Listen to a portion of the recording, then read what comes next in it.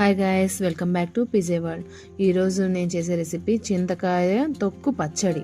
కావాల్సిన పదార్థాలు: ఎండుమిర్చి, కరివేపాకు, ధనియాలు, జీలకర్ర, మినపబేడలు, కొద్దిగా ఆవాలు. వీటిని దోరగా వేయించుకోవాలి. మెంతులు దోరగా వేయించుకోవాలి, నూనె లేకుండా.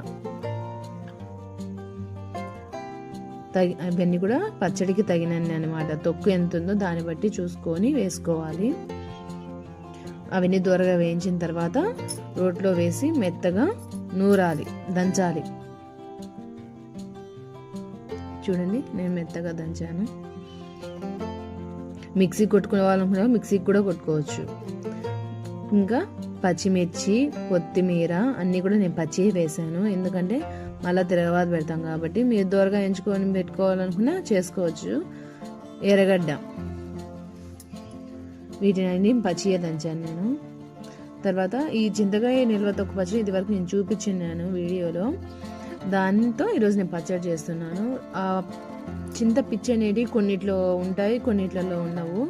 వాటిని తీసేస్తే బాగుంటుంది అనుకుంటా, ఎందుకంటే అవి వగురుగా వస్తుంది టేస్ట్ మళ్ళీ. అందుకని అవి తీసేసాను.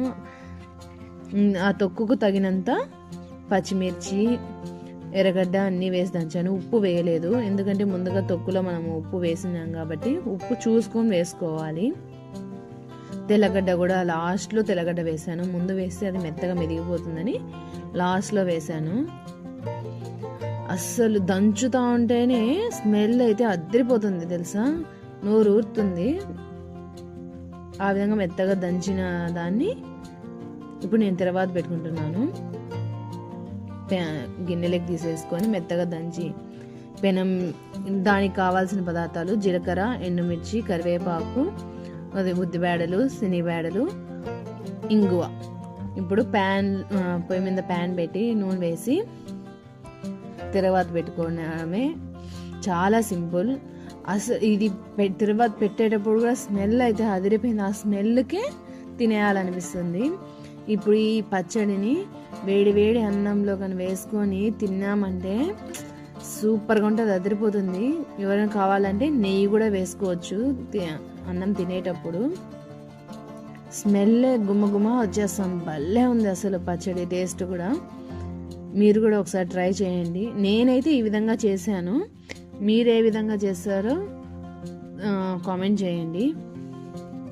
చూడండి, కాకపోతే ఇక్కడ కొద్దిసేపు తిరగబాత పెట్టిన తర్వాత వెంటనే ఆఫ్ చేయకూడదు, కొద్దిసేపు మగ్గనివ్వాలి, ఒక 5 minutes. ఎందుకంటే ఆ చింతకాయ తొక్కుది